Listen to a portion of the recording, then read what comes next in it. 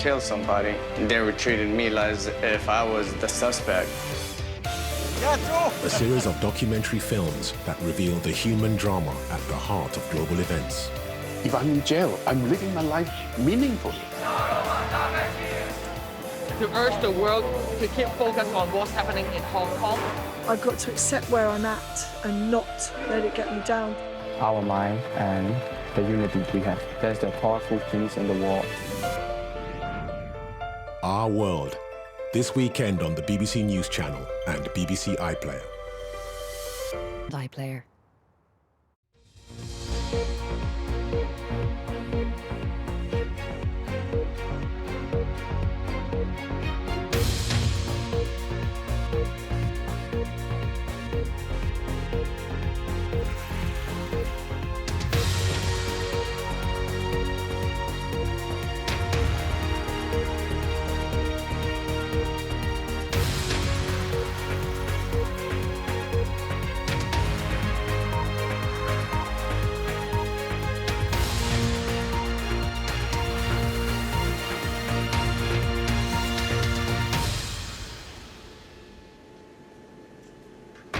Tonight at 6, we're live in Ukraine and the country at war after a huge Russian military offensive by land, sea and air.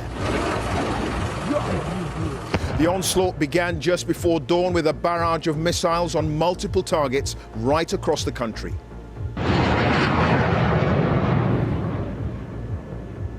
Then, with Russian attack helicopters and fighter jets homing in on the Ukrainian army, Vladimir Putin had this warning for anyone trying to stand in his way. Whoever tries to interfere with us or threaten our country should know that Russia's response will be immediate and lead to such consequences that have never been experienced in history. Here in the capital, fearing the worst, some are desperate to leave. Their president calls on the international community to help his country. Putin started a war against Ukraine, against the whole democratic world. He wants to destroy my country. He wants to destroy our country, everything we have built, everything we live for. As the invasion progressed, reports of casualties on both sides. Now NATO is on high alert. So we have increased our presence in the eastern part of the alliance with thousands of more troops, ships and planes over the last weeks. To send a very clear message that an attack on one ally will trigger the response from the whole alliance. This act of wanton and reckless aggression is an attack not just on Ukraine. It's an attack on democracy and freedom in Eastern Europe and around the world. And the wider effect of the conflict, soaring energy prices and a major hit to the global economy. And coming up on the BBC News Channel, the Scottish FA say there's ongoing dialogue with UEFA regarding developments in Ukraine. It's ahead of the World Cup qualifier between the two countries at Hampden next month.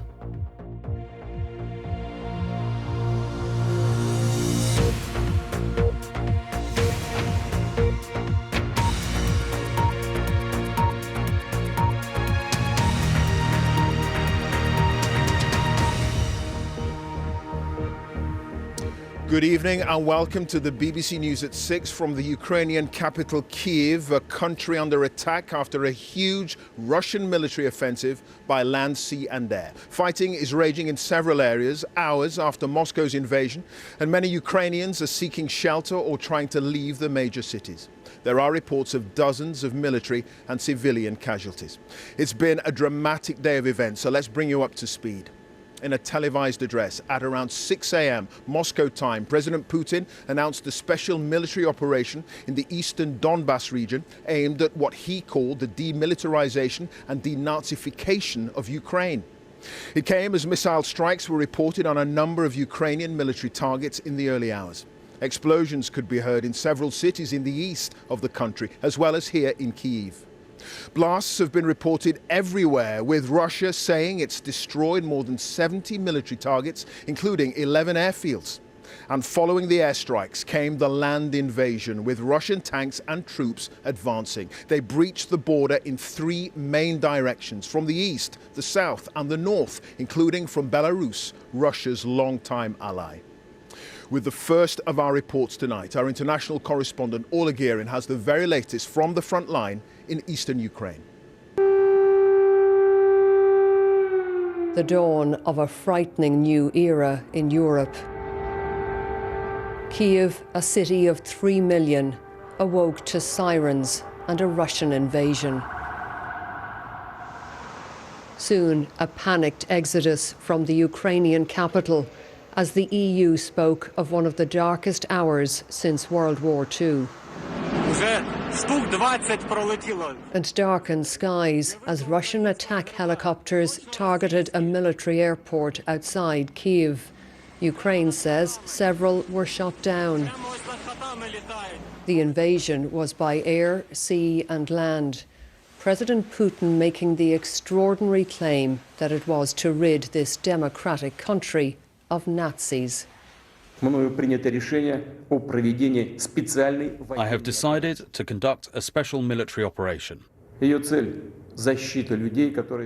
aim is to protect people who have been subjected to tortures and genocide from the Kiev regime for 8 years. To do this, we will be aiming at demilitarization and denazification of Ukraine.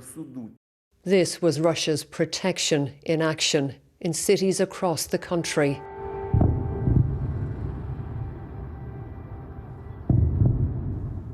Unverified images from Ukraine's northern and southern borders appeared to show Moscow's forces streaming in. Ukraine's beleaguered President Volodymyr Zelensky appealed for blood donations and said this was an all-out attack. What do we hear today? It's not just rocket explosions, combat and the roar of aircraft. This is the sound of a new Iron Curtain, lowering and closing Russia away from the civilized world.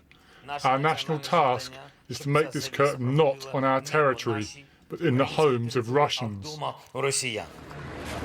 From early morning in eastern Ukraine, we found queues at ATMs. Now there is war, people want cash in their pockets and fear it may run short. Like many here, Natalia is trying to comprehend what has befallen Ukraine, trying to work out how to protect her 2-year-old Karina. We're shocked. We're totally shocked. We are afraid for our children, for our families. Are you thinking about trying to move? I don't know, I just don't know. Where can I go? We don't know where to go. Who will have us? Nobody, nowhere is waiting for us. More queues at the petrol stations. Many want to be ready for whatever may come. Like Andrei, who felt the explosions overnight. I heard it clearly. The earth was really shaking. So we got up and now we're waiting for fuel. We will buy some so we can be mobile in case all communications are cut. We have to prepare. What else can we do? And where to run to as Russia does this. A missile strike on an airport in western Ukraine. And here, the aftermath of another strike on a block of flats in Kharkiv, Ukraine's second city. Innocent civilians not safe in their own homes. Missile fragments now on display in the playground.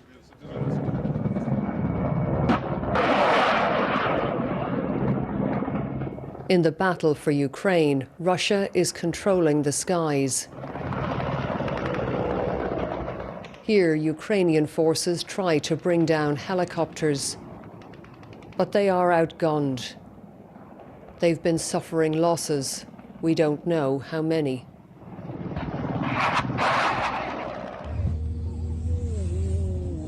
This nation is now under sustained attack. A day has changed everything, and not just for Ukraine.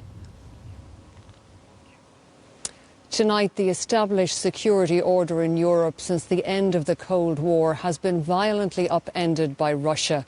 Frenzied international diplomacy failed to prevent this. The threat of international sanctions proved ineffective. And the Russian leader, who insisted for months that he had no plans to invade his neighbour, has done just that.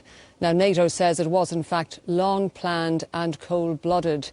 President Putin is taking what he wants here by force, knowing the international community is not going to stop him.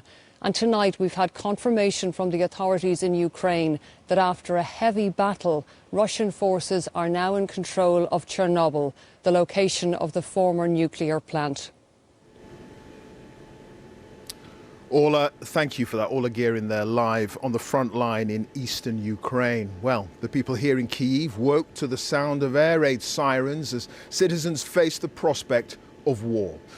My colleague Nick Beek has been gauging the thoughts of some of the people here to the extraordinary unfolding events. A European capital, just 3 hours' flight from London, confronted by its worst fears. The sirens have just started here in the capital, Kiev. The invasion, the attack that Russia promised would never happen, has now started. And the Ukrainian government is urging people to stay calm, and it's appealing to the international community to stop President Putin now. We soon find Lana and her mum. Russia forced them from their home in Crimea 8 years ago. Now they're on the move again. It's very, very nervous, and I'm very scared. But I must be strong. After the overnight attacks from the sky, many take refuge underground. Well, this feels like one of the safest places in the city today, not just because there are lots of soldiers about, but because the metro is doubling up as a bomb shelter.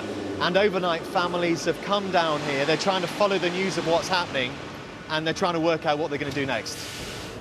2-year-old Yegor is still smiling, but his mum and dad are worried. 8 bombs. 8 bombs? 8 bombs. At Borisovol? In Borisovol. Really? The war started.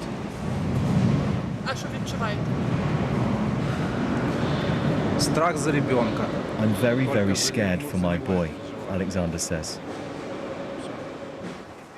Then they both ask, where are NATO to help us? When the bombs started falling, Army reservist Mark helped his neighbours leave their homes. Now he wants help to save his country. Our friends, such as Great Britain and other countries, USA. He tells me he's ready to fight on the front line and die for Ukraine. It's only one way to serve our country, our children, our mothers, and defend our country from Russian occupation. And we will fight all day. Queues have been growing for food and for cash. Many are fearful of what will come next, among them Alexei. If Russia will occupy Kiev, which I don't believe happen, because I believe in our army, well, it will be like another Nazi occupation. But such fears are growing, with video appearing to show Russian helicopters flying low and firing this afternoon north of Kiev. Tonight, Russian troops are reported to be moving ever closer. Ukraine is vowing to defend its capital. And for those who have chosen to stay, they simply don't know what the night will bring. Nick Beek, BBC News, Kiev. Well, what about the view from Russia? The Kremlin insists its military operation in Ukraine will last as long as necessary. President Putin, who announced the action early this morning, warned that any outside interference would lead to an immediate response never previously experienced in history. But there's a sense of shock among some ordinary Russians. From Moscow, our correspondent Steve Rosenberg has the latest. There are moments that change the course of history. Would this be one? Russia invaded Ukraine. Its president threatened the West. If anyone tries to stand in our way, or even threaten our country, our people, they should know Russia will respond immediately, and this will lead to such consequences, the likes of which you have never experienced in your history.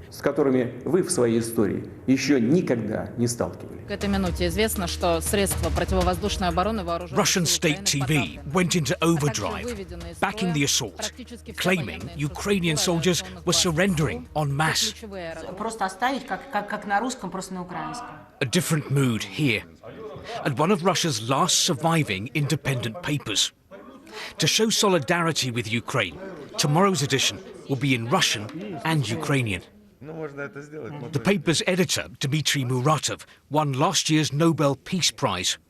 He believes that President Putin has done irreparable damage to his country. Unfortunately, I have to say very bitter words. I think that today, February the 24th, Russia's future was taken away from it. Our peace-loving Russian people will now feel the hatred of the world, because we are starting a third world war in the center of Europe. Vladimir Putin comes across now as a leader with an almost messianic idea to force Ukraine back into Moscow's orbit, even if that means war. What the public might think about that doesn't come into it. He seems determined to achieve his goal. In the center of Moscow, we're against the war, she says, and we want the whole world to know that. But so far, few Russians have come out to protest. Maybe this is why. In Russia now, protests end like this. I'm sorry, so shocked. I just can't help crying. I think that most of Russians don't support this. It's horrible. And why don't they support it? Because it's not our war. It's war Putin, Biden or anyone else, but not our nation. I think the Ukrainian soldiers will surrender, she says, and they should. It's terrible to be at war with Ukraine. This is not a conflict the Russian public wants. This is the Kremlin's war. And with regard to that, Steve, the whole world is watching. They're wondering, what exactly is it President Putin feels he can get out of this military adventure by attacking its smaller neighbor without any provocation? Yeah, it's a good question. I think Vladimir Putin is fueled by resentment at how the Cold War ended, with the West declaring victory and Russia losing power and territory and influence. I think he's motivated too by an almost semi-religious belief that Ukraine belongs to Russia, that Ukraine must be in Russia's orbit, that Russia as a great power has the right to a sphere of influence. What can the West do about all of this? It's hard to see. I think it's clear that America is not going to put boots on the ground. The West does not want to fight Russia. It doesn't want a world war. And Vladimir Putin will have factored in sanctions. But there's one thing I'd say here, that if you've been in power as long as Vladimir Putin has been in power, for 22 years, as president or prime minister, you start to feel you are invincible. You start to feel you can't put a foot wrong, that you're Teflon. And that's when mistakes creep in. And I wonder, judging by the strength of feeling here in the public, that many people think this is a mistake.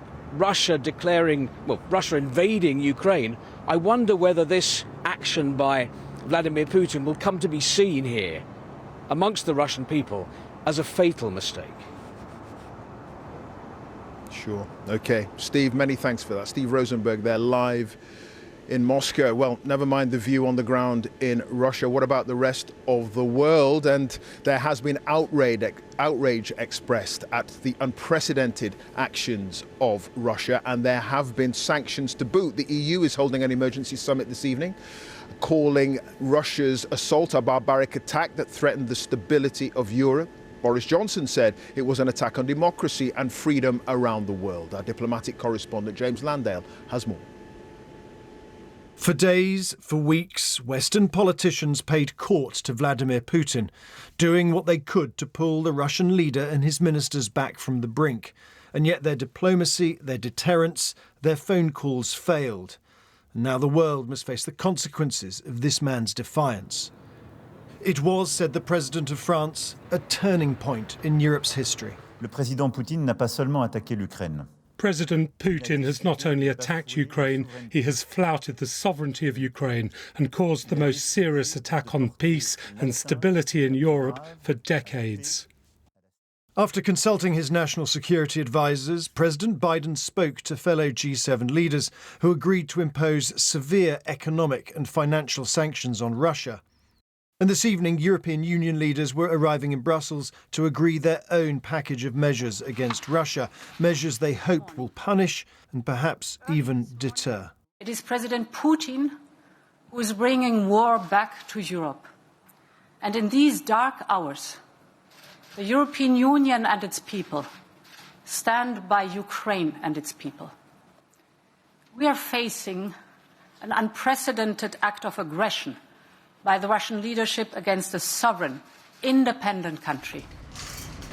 NATO promised to do even more to reinforce its eastern flanks, but made clear no troops would be sent to Ukraine, which is not a member of the military alliance. The Kremlin's aim is to re-establish its sphere of influence, rip up the global rules that have kept us all safe for decades, and subvert the values that we hold dear. This is the new normal for our security. In a recorded statement in Downing Street, Boris Johnson did, however, promise Ukraine more defensive weapons. Ukraine is a country that for decades has enjoyed freedom and democracy and the right to choose its own destiny. We and the world cannot allow that freedom just to be snuffed out. We cannot and will not just look away. Our mission is clear. Diplomatically, politically, economically, and eventually militarily, this hideous and barbaric venture of Vladimir Putin must end in failure. In the early hours, the United Nations Security Council met in emergency session to discuss the actions of one of its own. Then don't ask me questions when you are speaking. In fact, its current president, an invasion by this man's country in clear breach of the very purpose of this body. President Putin, stop your troops from attacking the Ukraine. Give peace a chance. Too many people have already died. But such pleas are now falling on deaf ears, and the people of Ukraine are paying the price. James Landell, BBC News. Well, Boris Johnson accused President Putin of unleashing a tidal wave of violence. In that televised address, the Prime Minister said he had spoken to President Zelensky to offer the UK's continued support in ensuring the flame of freedom once again blazed bright here in Ukraine. Today in the Commons, he announced what he said was the largest and most severe sanctions that Russia has ever seen. Our political editor, Laura Koonsberg, has more. Conflict on our continent was not, after all, consigned to history. Assumptions of safety in Europe shaken. Our Parliament, our Prime Minister, confronting the politics of war. President Putin of Russia has unleashed war in our European continent. He's attacked a friendly country without any provocation and without any credible excuse. We and the world cannot allow that freedom just to be snuffed out. That will not, though, mean British military lives being put in harm's way, but a tighter squeeze of sanctions. The hope, stopping Russian business swirling through the city, through our economy, will hurt. There are 10 areas of sanctions, including an asset freeze against all major Russian banks and laws to stop the Russian government and firms getting money from the UK financial markets. Sanctions against 100 companies and individuals, oligarchs and backers of Vladimir Putin. Some exports will be suspended, equipment that can be used by the military, some high-tech and oil refinery goods, and a ban on the Russian airline Aeroflot landing in the UK. Why have you started a war in Europe? Diplomacy seems at an end, though. More shouting than talking, perhaps. The Russian ambassador summoned to see the Foreign Secretary unceremoniously booted out of the meeting 10 minutes later. Liz Truss telling her counterparts Russia lied to the world. The opposition called in too, but this time for common cause, to share intelligence. Our political parties largely in step. Prime Minister Johnson. The Commons unusually together in condemnation at this dangerous moment of history. Putin will stand condemned in the eyes of the world and of history. He will never be able to cleanse the blood of Ukraine from his hands. Now we see him for what he is, a blood-stained aggressor who believes in imperial conquest. But how to confront him? The UK is announcing the largest and most severe package of economic sanctions that Russia has ever seen. We will continue on a remorseless mission to squeeze Russia from the global economy piece by piece, day by day and week by week. This conflict will cost us too. We must prepare ourselves for difficulties here. We will face economic pain as we free Europe from dependence on Russian gas and oil and clean our institutions from money stolen from the Russian people. But the British public have always been willing to make sacrifice to defend democracy on our continent, and we will again. For our politicians, for the Prime Minister, the challenge is so immense. The first political generation in so long to have to grapple with war on our continent like this. And while Ukraine is more than 1,000 miles away, this isn't remote. We'll all feel this in the jagged backdrop of what happens round here and in the cost of our everyday living. There may be a price for us all. Those paying tonight, the people of Ukraine, singing out in sadness at loss of life and freedom. The West hopes, in the end, it will be the Russian leader who'll count the cost. Laura Kunsberg, BBC News, Westminster. Well, in a moment, we'll hear from our Europe editor, Katya Adler in Brussels, and our North America editor, Sarah Smith, who's in Washington. But first, let's talk to Laura Kunsberg, who's at Westminster. Laura, the Prime Minister has promised a tough package of sanctions, but given that this country's been invaded, what effect do they think that will have? Well, Clive, they are certainly significant steps as far as the government is concerned, and compared to what we heard earlier this week, it's a very wide-ranging package of measures. There's a real determination in government to show strength to Ukraine and to show determination to deal with Vladimir Putin.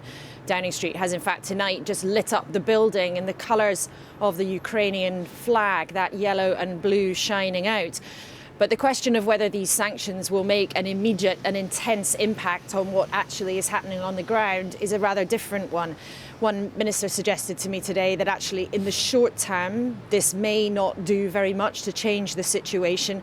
It would be in the immediate and the medium and the long term that they would degrade Vladimir Putin's grip on Russia and harm the economy. So it might take some time, in this minister's view, for the actual impact to be felt very keenly. But of course, it's also really important to remember that the UK at this point has got no intention whatsoever of putting British forces in harm's way. So the UK, like much of the West, is talking tough on rhetoric. They are taking measures. These are not insubstantial, but they're not prepared to talk the language of using force as domestic countries making those decisions to put their own troops in harm's way on the ground in Ukraine. And that language, the language of force, is one that Vladimir Putin seems only too happy to talk. Let's get the perspective from our Europe editor, Katya Adler, who's in Brussels. Katya, we have a major conflict on the continent of Europe, the like of which has not been seen for such a long time. How worried is the EU? Well, the mood in Brussels this evening, Clive, is sombre and extremely concerned. The EU Commission chief said today that Vladimir Putin has brought war back to Europe, and there is an absolute conviction that this is about more than Ukraine. It's an attempt by Russia to change the stability order in Europe. And that means that European countries, formerly Iron Curtain countries, now members of EU and NATO, feel really exposed. Mostly the Baltic states, they border Russia and they worry the Kremlin is going to try to destabilise them.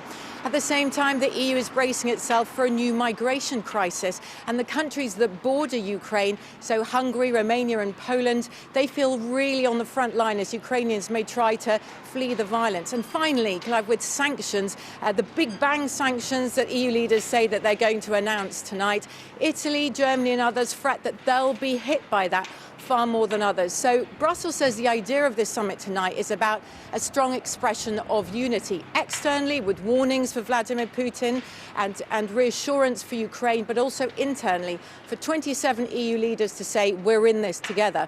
One EU official said to us that he thinks this is going to be one of the hardest and most emotional summits the EU has ever held. And to you, Sarah, in Washington, the American president, Joe Biden, is about to address the nation. What are we expecting to hear from him? Well, he has promised that he will announce a devastating package of sanctions and other measures, but there's not much hope here that that is actually going to halt Russia's attack, because what's happening may be a shock, but it's certainly not a surprise. The US has been predicting this for weeks, and they have laid out in advance what their response would be. President Putin has looked at that and clearly has not been deterred. There are thousands of American troops which have been sent to Eastern Europe. They're in Poland, Romania and the Baltic states, but there's absolutely no intention that they will go into Ukraine or engage with Russian forces. That is not something that is being contemplated here. So when President Biden says that the world will make sure that Russia is held accountable, in the Kremlin they may very well be asking how exactly. And this is a huge problem for America and the international community, because there's absolutely no doubt it's a major challenge to international stability, to European security, but it also poses very significant challenge to the US and their position as a global superpower, because if they appear powerless to prevent this assault on Ukraine from Russia, then what do they do now? OK, Sarah, thank you. Sarah Smith there in Washington. To catch you Adelaide in Brussels and Laura Koonsberg at Westminster. Many thanks to you all.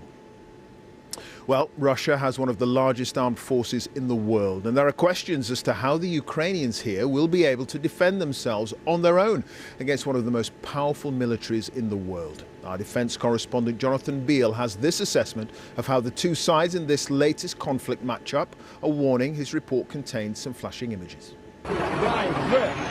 Early this morning came the Russian version of shock and awe. Using its long-range weapons, rockets and cruise missiles, Russia set to target Ukraine's military headquarters, installations and air defences. Russia has launched strikes right across the country, including near the capital Kiev, its main port of Odessa, as well as Kharkiv, close to the Russian border. Strikes have been followed up by military units crossing the border. Russian forces are reported to have entered Ukraine from Belarus in the north and from Russia itself to the east, right down to the south from Crimea, which Russia invaded in 2014. Western intelligence already assessed that Russia had massed up to 190,000 troops on Ukraine's border. That's slightly less than Ukraine's entire armed forces of around 200,000. But Russia has more advanced weapons. It has long-range cruise and ballistic missiles and some of the world's most sophisticated air defense systems. And Russia's key advantage is in the air. It has around 300 combat aircraft, including fighter jets and attack helicopters on the border. Ukraine has just over 100. They will very quickly gain air superiority. As soon as they do, the over 200,000 Ukrainian troops stop being an army that can maneuver and reposition itself to fight whichever axes the Russians advance on, and instead becomes a collection of independent units that will struggle to reposition themselves without coming under air attack. And so that's where the Ukrainians face very hard choices. Pinned down, Ukraine's forces will find it harder to defend. Many of its best trained and best equipped troops are in the east of the country along the line of control. Western intelligence officials fear they could become encircled. The US and Britain are among the few countries that have supplied Ukraine with weapons, but these are mostly short-range anti-tank and surface-to-air missiles. Their best chance may be to defend the cities. Kiev is a central objective. Its political significance is as the seat of the Ukrainian government. Russia must be seen to capture it and must physically remove the Ukrainian government and neutralize its institutions. And it's hard to see how it can do that without capturing Kiev. So I think the defense of Kiev is vital to the position of the Ukrainian forces. The key question is whether President Putin will achieve his political objectives through military means. And how long can Ukraine hold out on its own? Jonathan Beale, BBC News.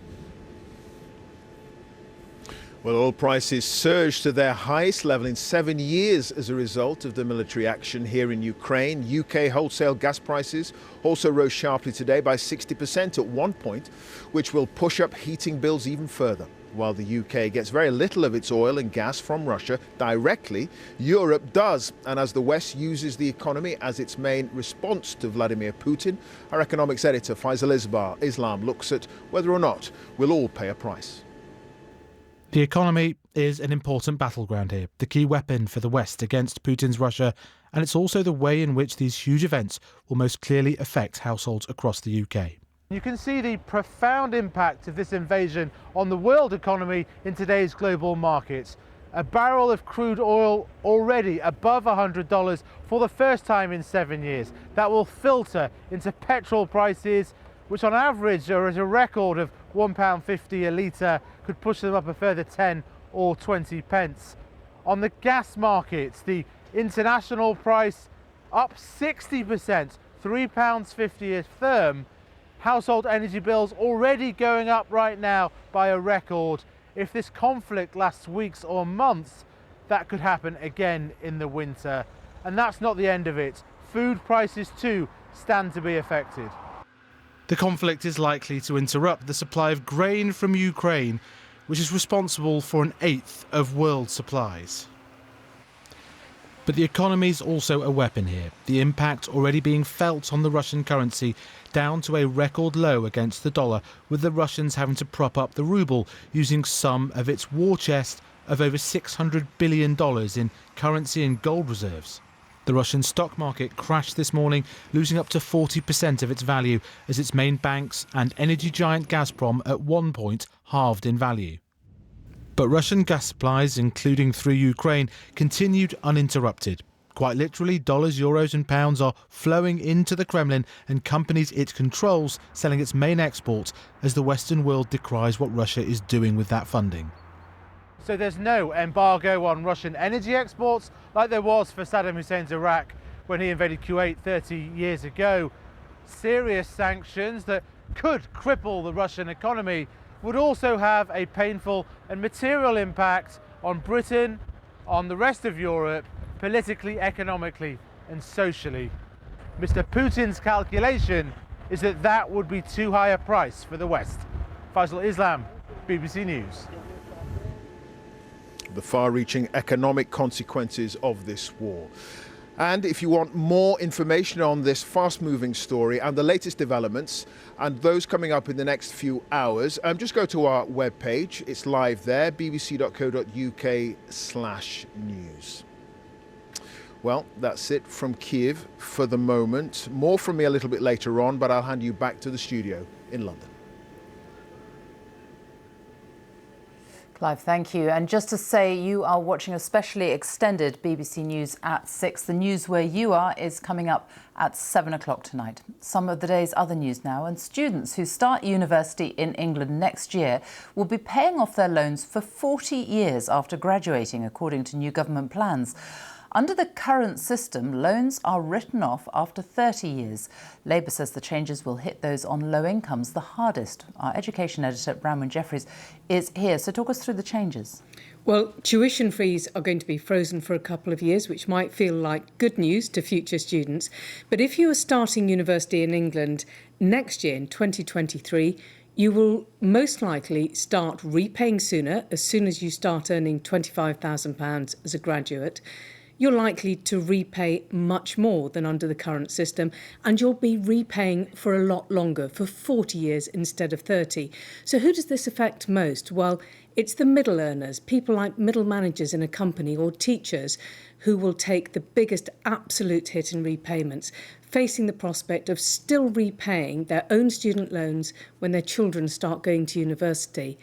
The very highest earners, so think about people like lawyers, doctors, financiers, they're actually going to see a strikingly large fall in the amount that they repay, a 26% drop, because in future everyone will be paying the same slightly lower interest rates on their loans.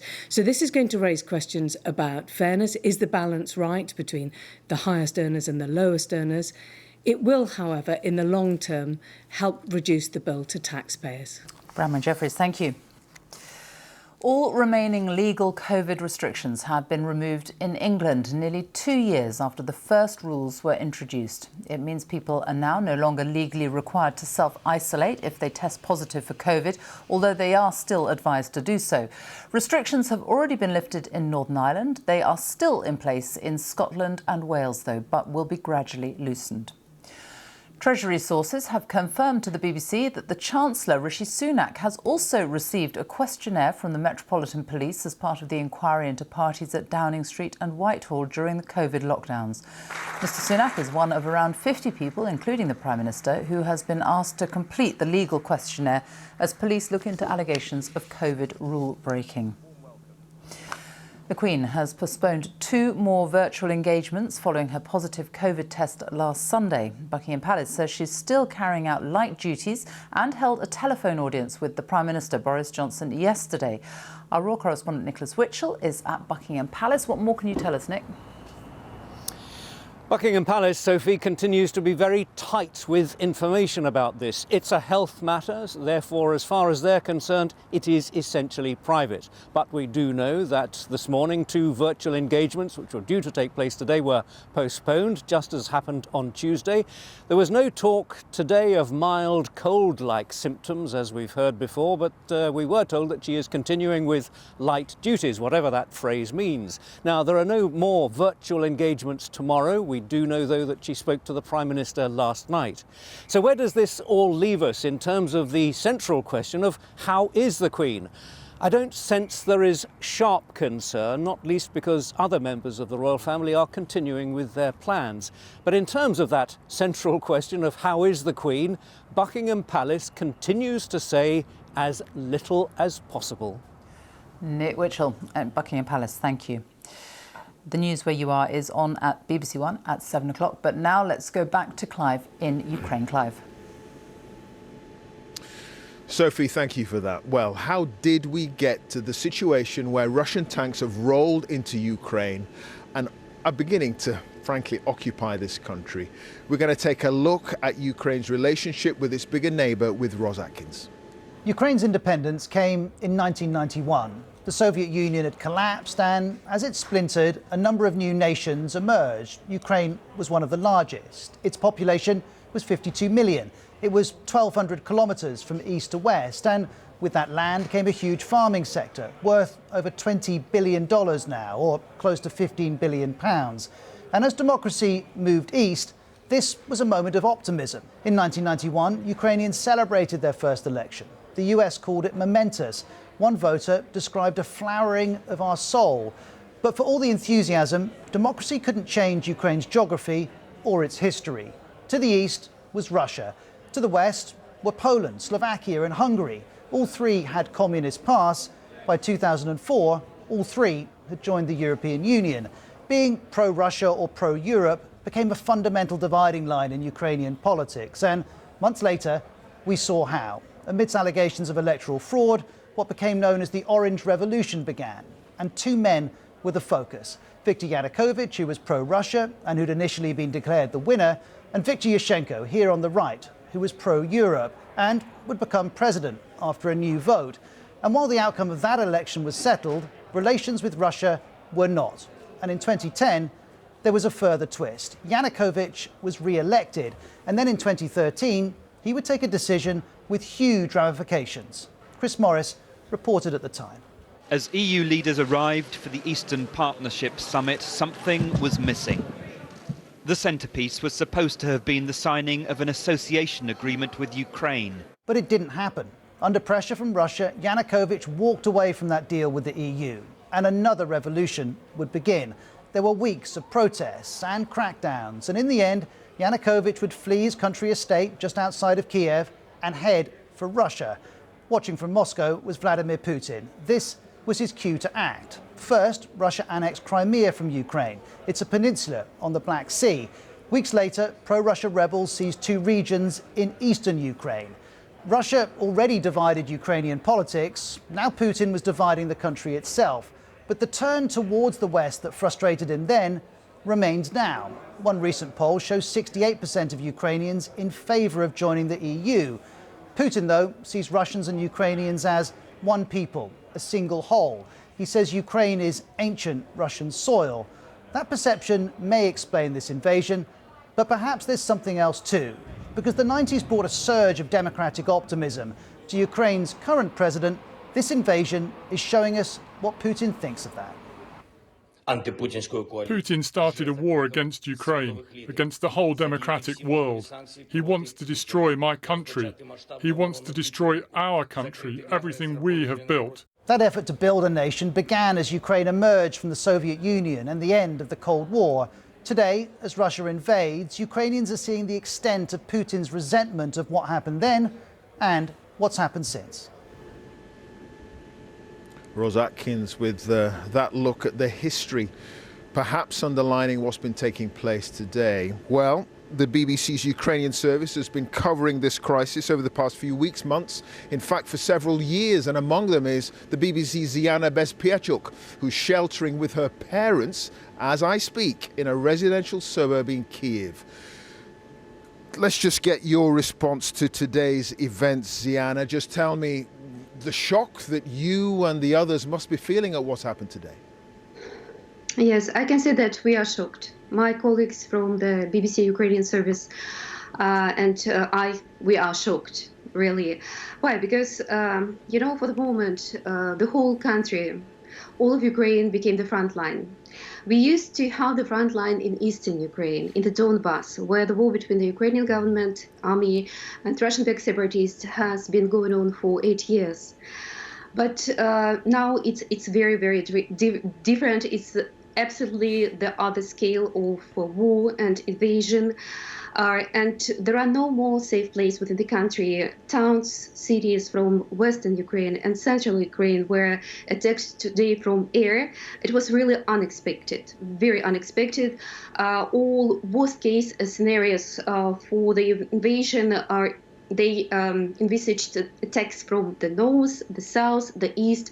Nobody expected that actually the whole country can be invaded, and that's the first point. The second point is just, as a human being, it's very scary to be woken up at 5 o'clock early in the morning by loud explosions. And when I heard first explosions in nearby my residential area in Kiev, I realized very fast that it's very different from, for example, what we heard and used to in the Donbass. It didn't sound as artillery. And later on, the military headquarters confirmed that it appeared to be either cruise missile strikes against the airport, the international airport nearby Kiev, or the anti-air defense system response. So it's really very scary. And, as I heard from many people around throughout this very shocking and painful day for the country, this is something that can't be forgotten for the rest of your life, and something that can be forgotten by no means. So this is also very scary to realize. Okay, we're going to end it there. Ziana, good luck to you and the colleagues that you're sheltering with. Ziana Bezpieczuk there of the BBC Ukrainian service. Well, more than 100 pro-Ukraine supporters gathered outside Downing Street to protest against Russia's invasion. So how do the thousands of Ukrainians living in the UK feel about the events of the last few hours? Our special correspondent Lucy Manning has been to meet some of those watching anxiously from afar. They are more than 1,500 miles away, but the invasion feels so close. Denis Ugrin is a child psychiatrist. Tetiana Vitviska is a volunteer. Both have parents in Ukraine. I was talking to them this morning. I wanted to convince my mum to leave Lviv and go to Poland. But despite the fact that she is not terribly healthy at the moment, she refuses to go. What more do you want the British government to do? I think people need to understand that this is not 1938, this is 1939. And the entirety of the global peace is at peril. Denis is able to contact his father. He's clear what he wants from the UK, more weapons. How can they help you?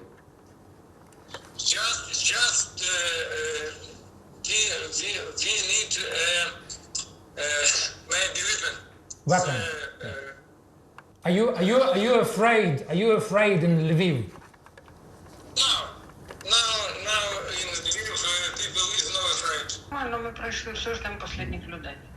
Tetiana manages to contact her partner Volod's parents. They have just managed to get a bus out of Ukraine to get across the border to Poland. We said we are going to London, Irina tells her. They said there was room on the bus for only one of us, she says, but I begged them to allow us both to go. Tetiana is overwhelmed with anxiety about her own parents. They had been visiting London and returned home just yesterday. I can't contact with them. It is terrible because I'm worried and I am sad. Minutes later, she received distressing news. Her friend had been killed on the first day of fighting. My friends died. I'm so sorry. I'm so sorry. That's hard. And I'm scared very well because it is near parents' home. Yesterday, they were with her. Today, they are trapped in a war. Lucy Manning, BBC News. European football's governing body is expected to strip St. Petersburg of the Champions League final, which it had been due to host in May. UEFA has called an emergency meeting for tomorrow morning. In a statement, it strongly condemned the attack by Russia. UEFA is also under pressure to address its major sponsorship deal with the Russian energy giant Gazprom. Well, we were telling you that the US President Joe Biden was going to be addressing the nation. He has been speaking about Russia's invasion, and he says it's a flagrant violation of international law, and he's authorizing new sanctions, which he says will have a long-term impact on Russia. The Russian military has begun a brutal assault on the people of Ukraine. Without provocation, without justification, without necessity, this is a premeditated attack. Vladimir Putin has been planning this for months, as we've been saying all along. He moved more than 175,000 troops, military equipment and positions along the Ukrainian border. The president there speaking in just the last few minutes. Well, many Ukrainians, they woke up to the sound of air raid, sirens this morning, and the news that their country was being invaded. We've spent the day speaking to some of those living here, and they've been telling us about the explosions they heard and what they've seen. Ukrainian troops burned piles and piles of documents. What they contain, we don't know. But so great is the fear they could fall into Russian hands, they must be destroyed. The enemy is literally at the gates. Not far up the road, Ukrainian armor in a capital city braced for the worst. And in the traffic jam, in every vehicle on this highway, sit families who for weeks had prayed for peace. This is actually the main road out of the capital. That way is Poland, it's Lviv in the west, and you've got the city there. We've got armoured personnel carriers here, and a whole line of traffic for as far as the eye can see, trying to get out. The nearby petrol station is doing brisk business in an atmosphere of dread. But while some fear for their lives, others will wait for the moment. We want to stay in our apartments with our family. We don't want to leave, and we stay in Kiev.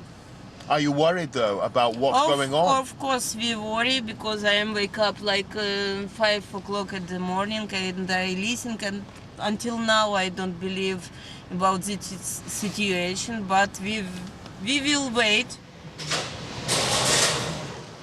Also biding their time in an apartment in the heart of the capital. A group of young civil rights activists with dreams for their country. Like Myrie, aged 21, convinced Ukraine can prevail over mighty Russia. I say we win. You think you win? Yeah, we win. Ukrainian and Ukrainian army, which Ukrainian government, we win. I believe it. You'll survive this? Yeah. A hopeful assessment, but his friend Artyom isn't so confident. Are you worried for your life? Are you worried about what could happen? Oh, yeah, of course. It's scary because it's a war. A war too close. As we talk, the country's defenders pass by. The hopes of this land, its future, resting on their shoulders. The thoughts there of some of the people that we spoke to today. Let's get some final reflections from our chief international correspondent, Lyse Doucet, who's here with me. Lyse, my mind goes back to the last few days and weeks of shuttle diplomacy, diplomats flying all over this region to try to bring a peaceful conclusion to all of this. And the feeling is that that was all a sham. It was all a complete waste of time. Vladimir Putin had pretty much decided what he was going to do, and now Europe is engulfed in this conflagration. Clive, I think what we've seen and heard in tonight's programme is so stark, shocking, even scary. To see those images of Ukrainian warplanes struggling against Russian jets, the reports that Russian forces have taken over the Chernobyl power station. They've taken a major airfield just north of Kiev. It's only an hour and a half from where we are now. And Ukrainians have begun to think the unthinkable. That Western leaders who predicted that President Putin would have Kiev in his sights may be true. And yes, Ukrainian forces will fight with all of the weapons and ammunition that have been arriving here every day for weeks. Yes, they'll fight with the training provided by Western armies. But I'm thinking tonight about what President Zelensky has said time and again, that when it came to this, and we are in this now, it is only Ukraine which will be fighting. And if it does come to Kiev, a city of nearly 3 million people, overwhelmingly pro-European, pro-NATO, what will this war be? It'll be a war between the president and the people. The president of Russia and the people of Ukraine. Okay, Lyse, thank you. Lyse Doucet, our chief international correspondent there. We're going to get the latest weather picture now. Stav Danaeus has the details. Hi there, Stav.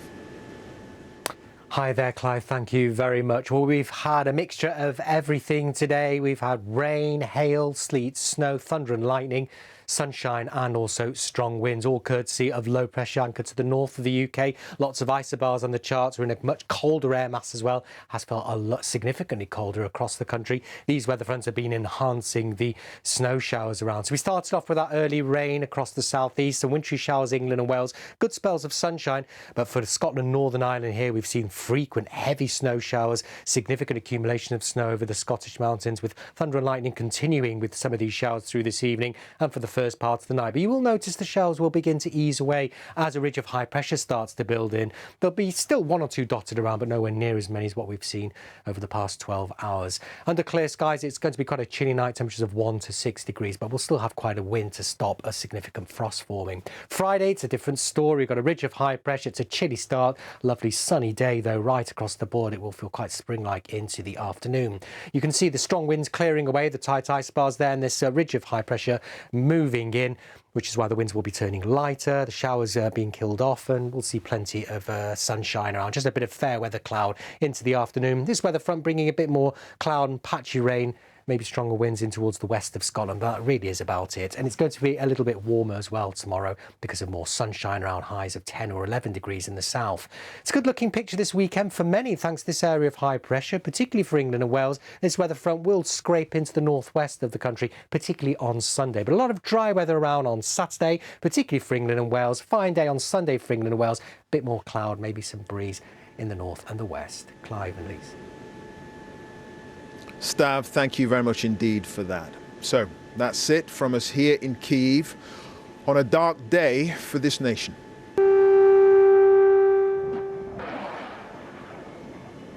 The day began with the sound of air raid sirens after Vladimir Putin gave an address and started his all-out assault on Ukraine. Missiles were fired with fighting in many parts of the country as troops arrived by air, sea and on land. Explosions could be heard in several cities, and the roads out of the capital Kiev have been jammed with cars as thousands of people have been trying to flee or take refuge in bomb shelters across the city. A night of more turmoil lies ahead. That's it from our extended BBC News at 6 tonight, so it's goodbye from me. And on BBC One, let's join our news teams where you are. Have a very good evening.